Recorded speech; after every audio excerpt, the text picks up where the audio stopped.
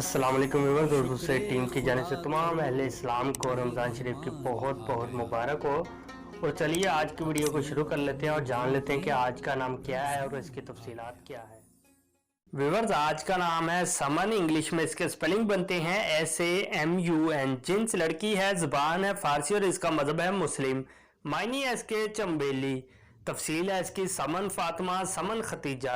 समन नाम का शुमार लड़कियों के नामों में होता है। समन नाम के अफराद के लिए खुशकिस्मत नंबर 2 माना जाता है। समन नाम का मतलब चंबेली है, जबकि खुशकिस्मत दिनों में जुम्मा और सोमवार शामिल है। खुशकिस्मत वाली धातुओं में इंसों के हिसाब से चांदी शामिल है। समन नाम के अफराद के लिए मुआफिक रंगों में नीला और सब्ज रंग शामिल है। समन नाम के अफराद के लिए मुआफिक पत्थरों में मरकज शामिल है। समन नाम में 5 हरूफ है और ये एक लफ्ज बनता है।